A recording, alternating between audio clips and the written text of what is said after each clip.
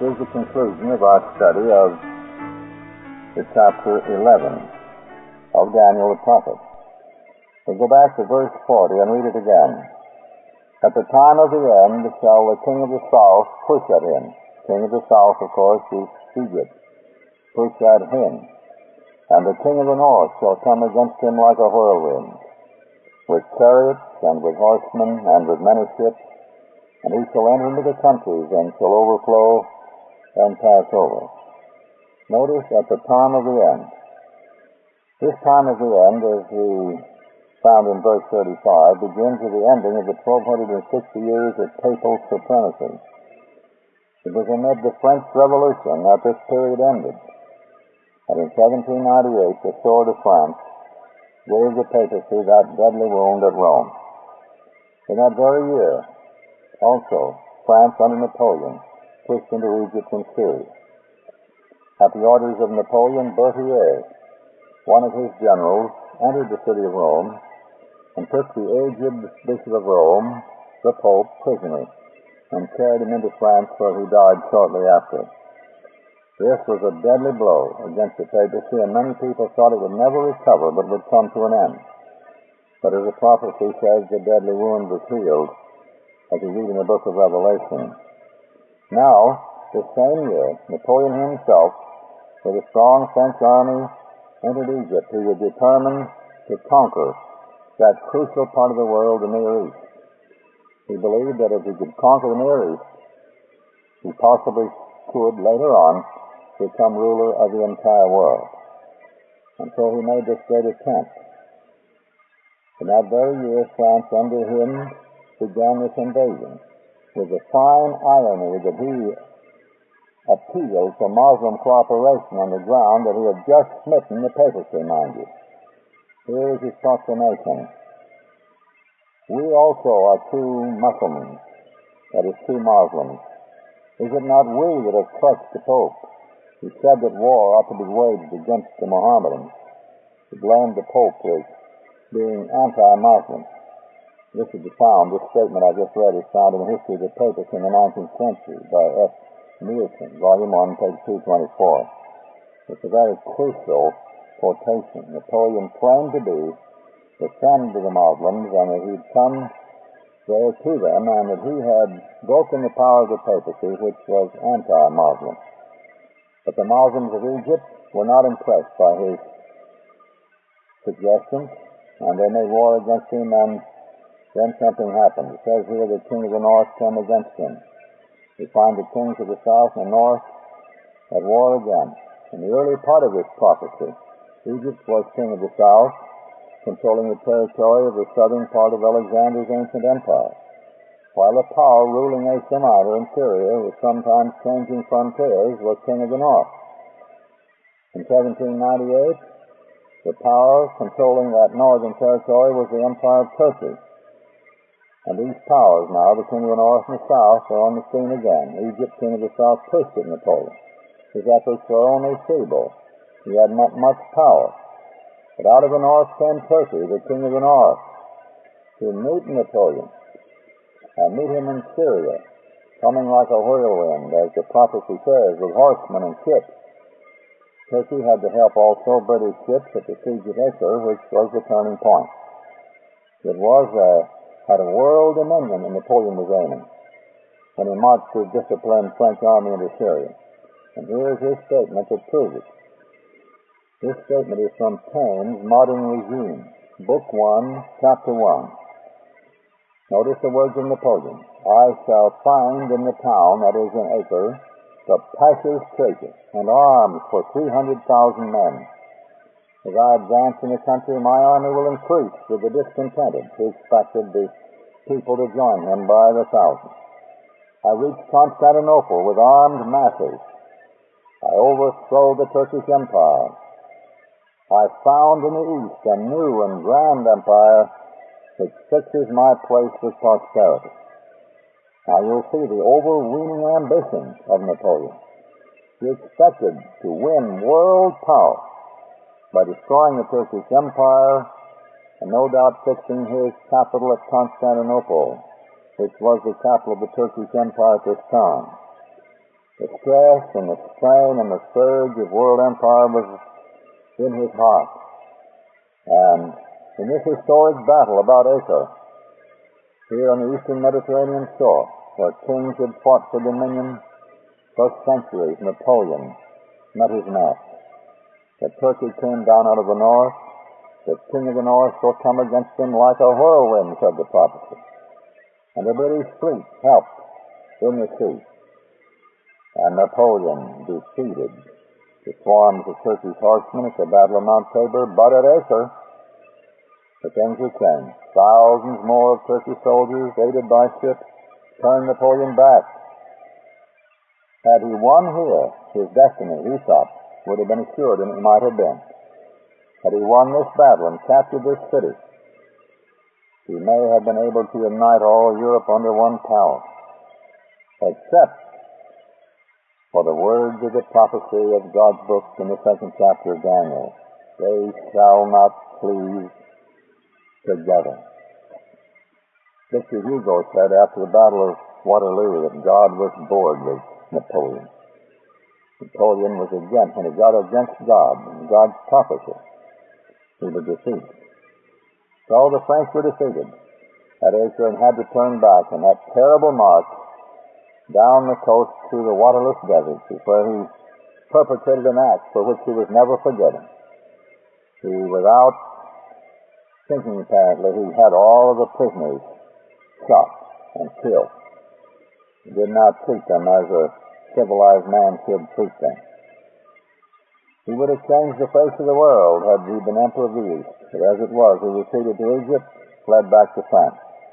Now, the prophecy indicated that the king of the north would overflow and pass over. Verses 41 to 43. He shall enter into the glorious land, that's Palestine, and many countries shall be overthrown. But these shall escape out of his hand, even Edom and Moab and the chief of the children of Ammon. He shall stretch forth his hand also upon the countries, and the land of Egypt shall not escape. But he shall have power over the treasures of gold and of silver, and over all the precious things of Egypt. And the Libyans and the Ethiopians shall be at his steps. Turkish authority was reinstated for oppressive years in Egypt and its Libyan and Ethiopian borders. The glorious land, Palestine, was held as a Turkish province till the World War of 1914 and 18. But the Bedouin tribes in the ancient lands of Edom and Moab and Ammon never were brought into subjection by the Turkish authorities. These did indeed, as the prophecy predicted, escape out of his hand, so far as effective domination was concerned. Now, the prophetic outline turns to final events of history. We cannot here attempt to visualize all the details yet to come. As someone has said, it's well to tread softly in unfulfilled prophecy. We know that Turkey fulfilled the location as the king of the north in 1798. But her empire has practically disappeared. She has no authority anymore at all in North Africa, in Egypt, in Palestine, in Arabia, or in Mesopotamia, or in Syria. And her territory now has decreased to simply Asia Minor and a little piece of land on the European side of the Dardanelles. And the empire is gone and a republic has taken its place. What power or powers will occupy the ancient territory of the north part of Alexander's empire? Of course, we do not know. Things are changing very rapidly. As we go on in these next verses, we seem to be reading of great events just before us in the changing picture of world empire. A great crisis of the ages is not far away. Whatever power is identified with the north as the last things are to be done, that power is to come to his end. And then what? The great crisis of history. Now the prophecy says, and we're reading verse 44 of Daniel 11, also verse 45. Tidings out of the east and out of the north shall trouble him. Therefore he shall go forth with great fury to destroy, and utterly to make away many. And he shall plant the tabernacles of his palace, between the seas, in the glorious holy mountain.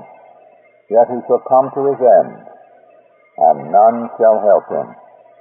And at that time shall Michael stand up, the great prince which standeth for the children of thy people. And there shall be a time of trouble such as never was since there was a nation, even to that same time.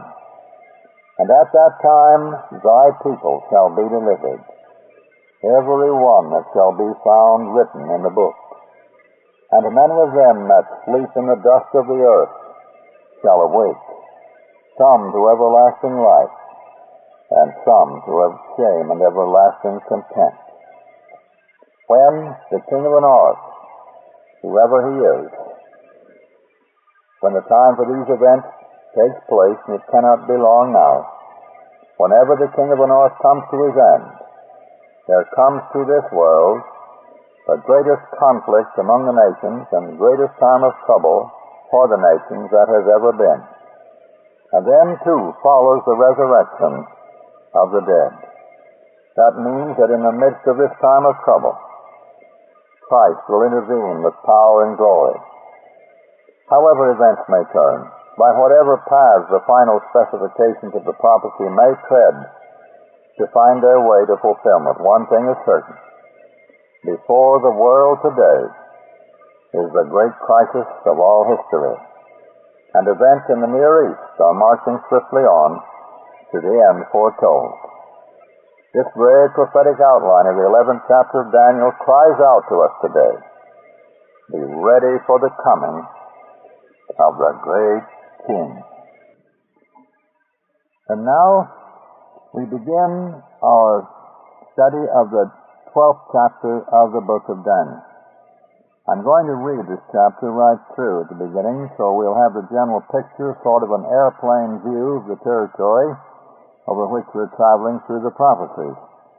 And I would like to suggest to all who are listening to this tape that I believe it would add greatly to your interest and understanding of the prophecy if you could take your Bible and follow me with an open Bible, open up to the chapter I may be explaining, like the 12th chapter of Daniel, and follow along as we read, so you'll see the very words of the prophecy as well as hear, and this gives a double impact on the mind.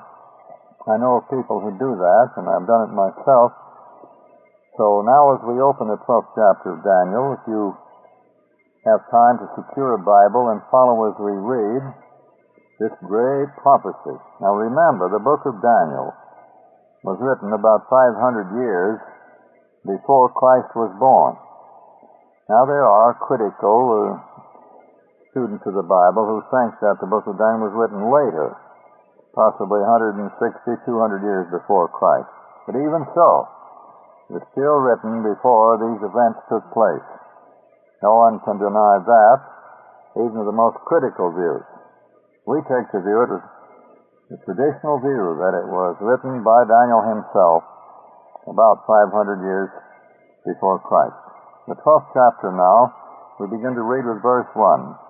We'll read rather slowly so that all who are listening can follow along. We hope that you'll have your Bible with you and follow us as we go. And at that time shall Michael stand up, the great prince which standeth for the children of thy people. And there shall be a time of trouble, such as never was since there was a nation, even to that same time. Now this is a time of trouble among the nations. Way back in the Dark Ages, there was a time of trouble for the people of God. It was a time of darkness, a time when many people were put to death for their faith, a time of persecution. And we must remember this, that in those days of persecution, even the persecutors were often very sincere people. They thought that they were obeying God, and it was their duty to do what they did. Believe it or not, they really believed this. It fit in with their understanding of the truth of those days, of what they thought was right. They thought it was the truth. But now, this is a terrible time of trouble among the nations. This is entirely different, notice. There shall be a time of trouble such as never was since there was a nation, even to that same time. And at that time, when this time of trouble among the nations comes, at that time thy people shall be delivered. Speaking to the prophet, the people of God. Every one that shall be found written in the book. No doubt speaking of the book of life. And many of them that sleep in the dust of the earth shall awake. That's the resurrection of the dead. Some to everlasting life, and some to shame and everlasting contempt. There are going to be two resurrections. The resurrection to life, the resurrection to judgment. The Bible teaches that clearly in several other passages. So the resurrection is coming. God's people will be delivered right in the middle of the time of trouble among the nations. And they that be wise shall shine as the brightness of the firmament. Now what makes them shine? What is the cause of this? Why are they called brightness, and why are they called wise? Listen. And they that turn many to righteousness as the stars forever and ever. The wisest thing that you or I can do is to try and help other people know the truth of God, know the glory of the gospel of Christ, and win them to accept eternal life through faith in Him. These are called wise here. They are the ones that will shine as the stars forever and ever. Now the angel Gabriel spoke to Daniel in most of the prophecy of this book. And he's speaking here. And he tells Daniel this, and now in the 4th verse, But thou, O Daniel, shut up the words and seal the book. What words? What book? Well, the book of Daniel. The book he was writing, the book of this prophecy. He was to shut it up and to seal it. Forever? No, not forever. Listen, how long was he to seal it? Till when was he to seal it?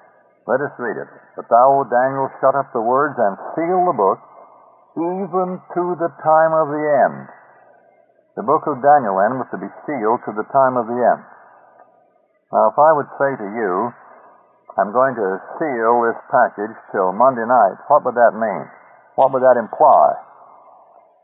Or we're going to hold back this gift and not give it to children until Christmas Eve. What would that mean? Well, that would mean at Christmas Eve they would receive the package, or Monday night this package would be open, and so on. So this means here that at the time of the end the book of Daniel would be opened, would be understood, and that would be one of the evidences and proofs of the time of the end when it is opened. So the book of Daniel was to be sealed, shut up even to the time of the end. Then what happens at the time of the end? Many shall run to and fro, and knowledge shall be increased. There'll be a great interest in prophecy. There'll be a great knowledge of the things of God will be opened up to the world. There'll be a worldwide light flashing everywhere, showing the prophecies of Daniel, making them clear, explaining them. A worldwide message will go forth. Just think of it. That's what we're to look for when the time of the end comes. That's exactly what happened, as we'll find out in other studies as we go farther along. So the book of Daniel was not sealed forever, just till the time of the end, when the events took place to which it pointed. Now what happened to Daniel? This was a tremendous strain on him, these great visions. And then I, Daniel, looked, and behold, there stood other two. Here was the angel Gabriel, and he sees other two. Now before he comes to this, while he's still listening to those words, that the book should be sealed up till the time of the end, the great angel who was giving him the message was standing by him in vision. But now he sees two other angels evidently, the one on this side of the bank of the river and the other on that side of the bank of the river. This is the river Ulai, which is right near the city of Susa, apparently there in the eastern part of Babylonia. The great ruin there today. The Persians later had a mighty palace and fortress there. It was their winter capital for a long time, but at the time of Daniel, it belonged to the king of Babylon and then was captured by the Persians during his lifetime. 6th verse. And one said to the man clothed in linen, the one who had been speaking to him, which was upon the waters of the river, the angel had taken his place over the waters there. Must have been a beautiful sight with the glory of that mighty angel shining and reflecting from the waters of the great river. And so one of these, in the form of men, said to the angel there upon the waters of the river, "How long shall it be to the end of these wonders?" Daniel was anxious to know this. These great events which he had just seen, how long will it be until they take place? What will be the final end of all these things? How long shall it be to the end of these wonders? And I heard the man clothed in linen, which was upon the waters of the river, when he held up his right hand and his left hand unto heaven. Now this is almost an exact picture of the great symbolic scene in the 10th chapter of Revelation. Any of you remember that chapter? Remember there an angel with his hand raised to heaven, taking an oath before God that time should be no longer. It's an exact picture almost of this scene in the 7th chapter of Daniel 12. He held up his right hand and his left hand unto heaven, and sware by him that liveth forever and ever, that is, by God himself, that it shall be for a time, times and a half. And when he shall have accomplished to scatter the power of the holy people, all these things shall be finished. Now this time, times and a half, that's 3 times and a half. The time stands for a year. Half a time, half a year. Prophetic time would be 1260 days. Each day standing for a literal year. And I heard, but I understood not. Then said I, O my Lord, he's speaking now to this glorious angel, what shall be the end of these things? Daniel wondered about it. He was deeply concerned about it. What shall be the end of these things? How will it come out at the close? His whole being was stirred with it, and he was so anxious to know, especially because he had a burden for the people of God. They were in captivity there in that land, for the words are closed up. Now, he wanted to know what would be the end of it all. Now the 9th verse is the answer of one of the angels. And he said, Go thy way, Daniel. Go on with your work, Daniel. Be faithful in your cause. Do not worry about this. Go thy way, Daniel, for the words are closed up and sealed till the time of the end. See, this is the second time this is stated. The words that had come to Daniel in this prophecy from the angel, all these wonderful things that we just barely touched on. I wish that we could have a whole week studying these things and going into the history deeply, which we could certainly do. You would see that the history, page after page of it, proves God spoke the truth in this prophecy. But the angel says to his aged servant Daniel, Go thy way. Worry no more about this. You have been the agent of God in recording this prophecy. For the words are closed up. They're sealed till the time of the end. They're not to be understood. They're not to be used. They're not to be released in the hearts of the people or to the general public until the time of the end. When that time came, which began in 1798, the beginning of the 18th century, the 19th century almost, then they were open, and people everywhere began to study the prophecies, and especially the book of Daniel. Then the angel continues, Many shall be purified and made white and tried, but the wicked shall do wickedly. And none of the wicked shall understand, but the wise shall understand. Now, my friends, here is a great principle of Bible study. God has never promised to give to wicked men, unconverted men, a knowledge of His will and truth. There are men who are very brilliant, who can speak many languages. He studied philosophy, history, science, and they may study the Bible and gain much historical understanding of it, but they can never really understand the prophecies of the Bible, much less the gospel, how to be saved. They cannot understand the deep things of God unless they themselves have been regenerated and born again. It's only to God's own children that He can reveal the truth. Many shall be purified. The sufferings and the persecutions of many ages would purify the people of God. And their faith in Him would be accepted by God. They would find salvation, and their unclean garments of sin, the things that had been stained in their lives, will all be made white, and they shall be tried like gold is tried. But the wicked shall do wickedly, and none of the wicked shall understand, but the wise shall understand. And from the time that the daily sacrifice shall be taken away, and the abomination that maketh desolate set up, there shall be 1,290 days. Blessed is he that waiteth and cometh to the 1,335 days. But go thou thy way till the end be. For thou shalt rest and stand in thy lot at the end of the days.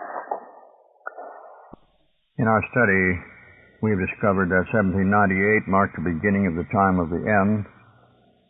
It is believed by many that these 1,290 days end at the same time, namely in 1798. They would reach back to 508, which it is considered by many a good date to place the end of all pagan opposition against Christianity in the Roman Empire. Now, as to the 1,335 days, there's just a little different explanation as usually found. It's denoting something here that's important. Can we tell when this period begins and ends? The only clue we have to the solution is the fact that it's spoken of in immediate connection with the 1,290 years, which began in 508. From that point, there shall be, says the prophet, 1,290 days. The very next sentence reads, Blessed is he that waiteth and cometh to the 1,335 days. From what point? Well, from the same point, undoubtedly, as that from which the 1,290 date, namely AD 508. Unless they're to be reckoned from this point, it's impossible to locate them, and a good many believe that they must be beginning at that time. That would bring us to the year 1843, the beginning of the spring of the former year. Beginning in the spring of the former year, they would end in the spring of the latter.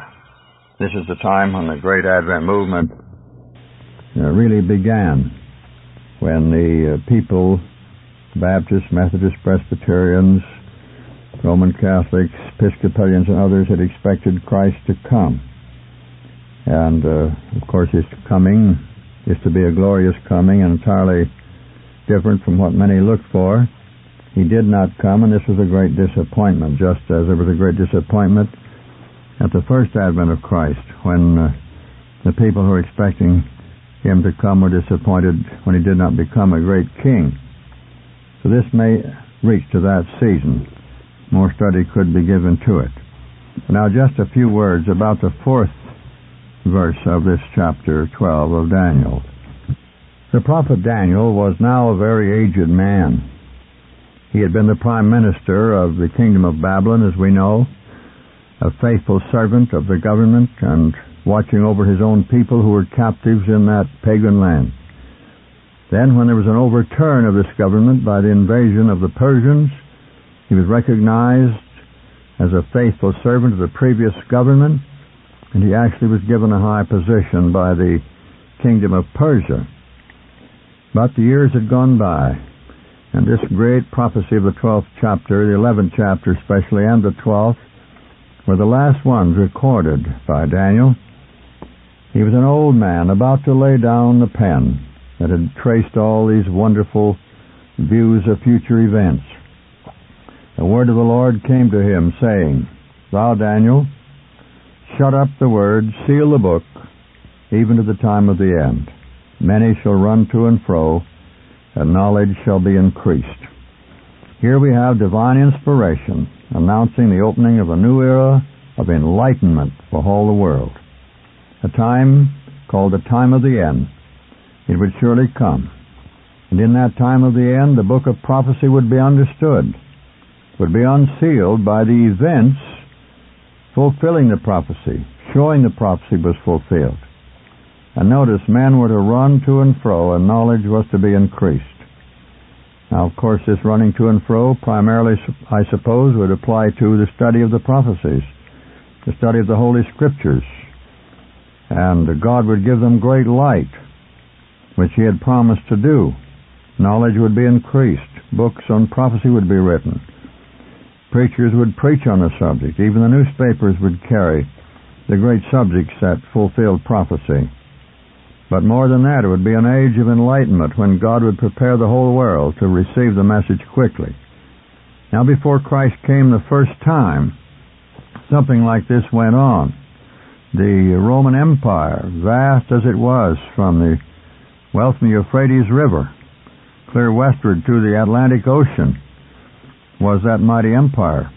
And under one man, there was a good system of roads, and there was one language, there was a good postal system, all these things, along with general peace which the Roman Empire forced upon the world.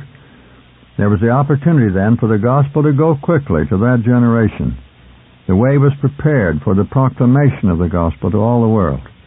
Now when we come to the time of the end, we find something much the same, only in a far greater way it was fulfilled. The inspiration looked forward to it and saw it. In those ancient times, God's true children, the prophets and their followers, were looking for the blessed hope and the second coming of Christ. But they had to look forward toward it through the dark night of apostasy and the trials yet to come. The Apostle Paul had to write to the believers at Thessalonica, "That day shall not come, except there come a falling away first, and the man of sin be revealed, the son of perdition." 2 Thessalonians 2:3. Many historical events still had to take place before Christ could come and his glorious gospel be preached and his kingdom finally set up. So the way had to be prepared. It was a wonderful time in the pilgrimage of the people of God through this world, when the believers could see the long period of papal supremacy, of the union of church and state, foretold in the prophecy, at last behind them, and a new light dawning. That's what the prophecy is speaking of here. Then began the time of the end, the latter days indeed, when the prophetic book was to be unsealed, and light and knowledge be spread abroad over the world. The Renaissance came in the Western world, followed by the Reformation. It sort of prepared the way for the Reformation. Printing was invented in 1453, I believe, right in there, by John Gutenberg, and this enabled the reformers to send their message quickly in book form, in tracts, in missives of all kinds, everywhere to the civilized world.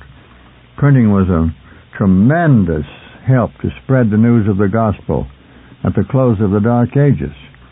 In the 11th chapter of Daniel, as we have seen, the appointed period of persecution is mentioned as reaching to the time of the end. After predicting the setting up of the apostasy, the prophecy described the persecution of the people of God, Daniel 11:33. They shall fall by the sword and by flame, by captivity and by spoil many days. And some of them of understanding shall fall to try them and to purge and to make them white, even to the time of the end, because it is yet for a time appointed. So the age following the 1260 years of persecution of church and state despotism is given the specific designation of the time of the end. Not the end itself, but the years that immediately precede that great event. Now, there's a sort of we might say, a decade that opened that new era. The time of the end, we might say, began in the last decade of the 18th century. The prophetic period closed amid the scenes of the French Revolution, culminating in that stroke by the sword of France at Rome in 1798, advertising to the world that the papacy had received a deadly wound. And if the last decade of the 18th century closed one long, dark chapter in human history, it opened a new and brighter one, a chapter of fulfilling signs of the coming of the Lord. To the new era then opening belong the angel's words to Daniel, which we repeat, shut up the words and seal the book, even to the time of the end. Many shall run to and fro, and knowledge shall be increased. The book of prophecy was unsealed, first, by the events of the last decade of the 18th century. Bible students were stirred up everywhere to give special study to the prophecies.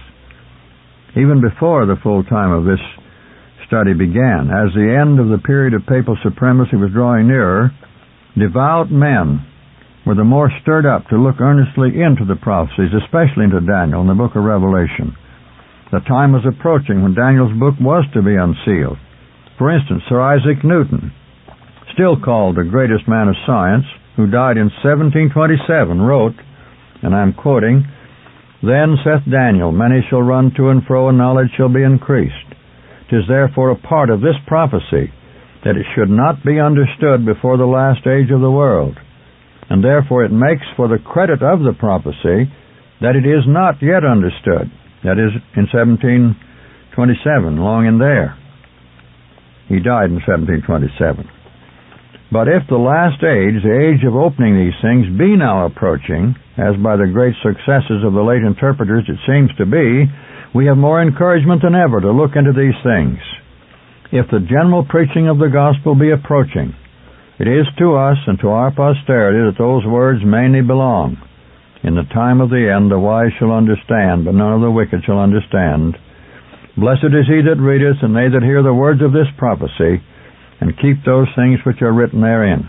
Now those are the words of Sir Isaac Newton in his book on the prophecies of Daniel and the Revelation. And John Wesley, who died in 1788, just before the outbreak of the French Revolution, urged the earnest study of prophecy because he believed that important predictions were on the very point of being fulfilled. An English writer in that period following the French Revolution, James Hatley Freer of the Church of England, told how the events of that time gave great impetus to the study of prophecy.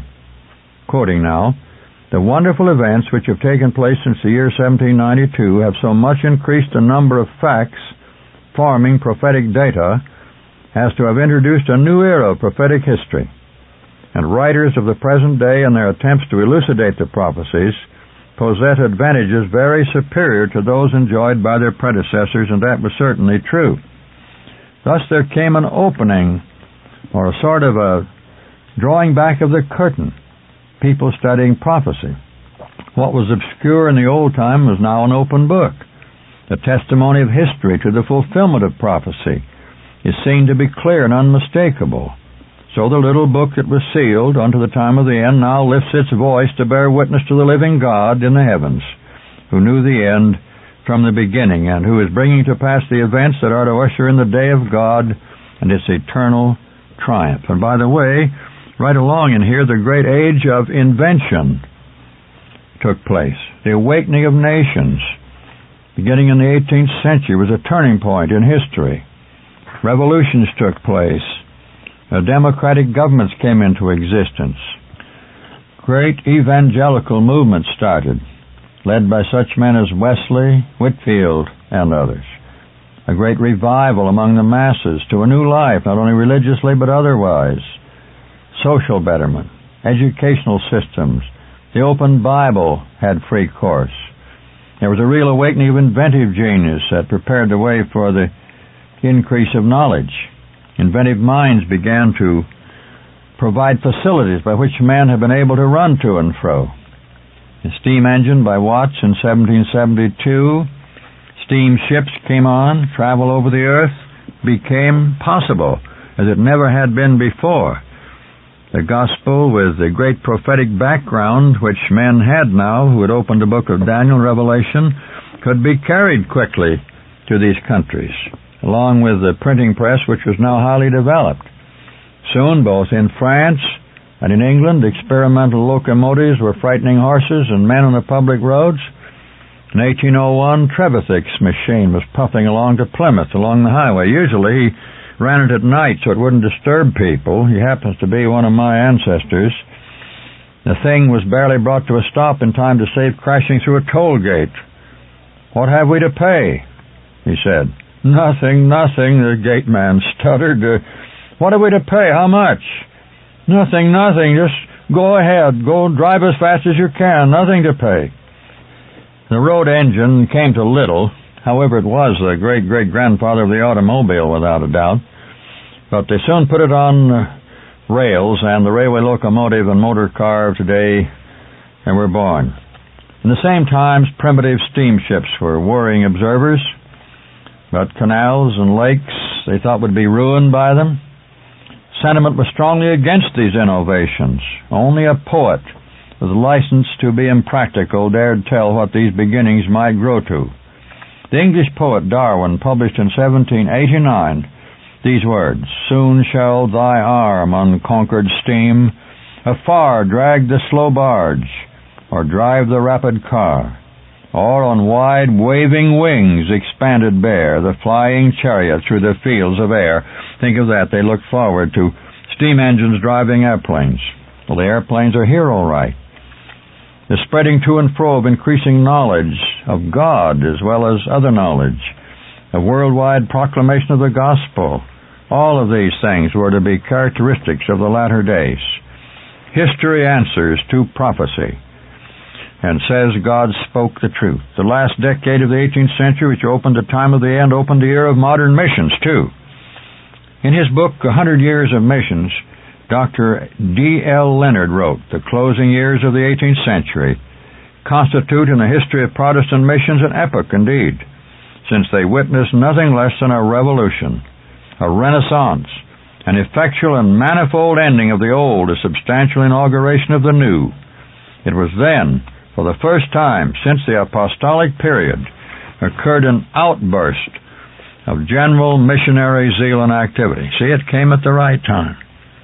Beginning in Great Britain, it soon spread to the continent, across the Atlantic. It was no mere push of fervor, but a mighty tide set in, which from that day to this has been steadily rising and spreading. It's only in the last 2 or 3 years that this tide has reached its full and seems now to begin to recede in some ways. But God has brought to us now radio, television, and other means of rapid communication and rapid travel, making it possible to carry the message of Christ to earth's remotest bounds, to spread it in printed form like the leaves of autumn, to speak in the languages of over 1,400 different areas of different speech. It's a wonderful thing to be alive in these latter days when knowledge is indeed increasing. Any book on science that's 10 years old is hopelessly out of date. Things are moving so fast, so rapidly, that no one person can fully keep up with them. The Bible societies are printing the Word in so many languages, so that now today about 98% of the population of the world could read the Word of God in the home language. What a time to be alive. In the days of Cyrus, king of Persia, the angel said to the prophet Daniel, "Shut up the words and seal the book, even to the time of the end. Many shall run to and fro, and knowledge shall be increased." We've seen it, and we live in it. Generations and centuries ran on until, more than 2,000 years had passed. Empires rose and fell. The papacy, the great apostasy of the prophecies, had built up its predicted kingdom.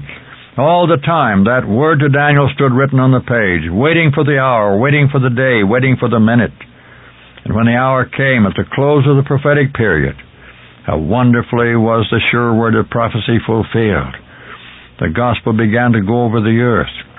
The era of increasing light and travel came. Knowledge increased. "The Lord hath made bare his holy arm in the eyes of all the nations, and all the ends of the earth shall see the salvation of God." Isaiah 52:10. And may the Lord of prophecy, the Father of our Lord Jesus Christ, bless every hearer of this word. This has been another classic sermon from the archive of American Christian Ministries. This recording has been digitally reprocessed from the original audio cassette or reel-to-reel in order to make this CD available. The audio quality was improved as much as possible. International copyright, American Christian Ministries. All rights reserved. To order a copy of this or other presentations, or for a free catalog, please call toll-free 800-233-4450. International calls dial 717-652-7000. You may also order from our secure website at www.americanchristianministries.org. There you will discover the largest selection of authentic Adventist preaching available. You can trust ACM. There is no compromise here. If American Christian Ministries has been a blessing to you, why not take a moment just now and send us a note or an email with your testimony? We'll share it with our speakers and volunteer workers to encourage them. Your prayers and continued financial support are very important to ensure the continuation of this ministry as we help prepare America and the world to meet Jesus Christ. He's coming soon.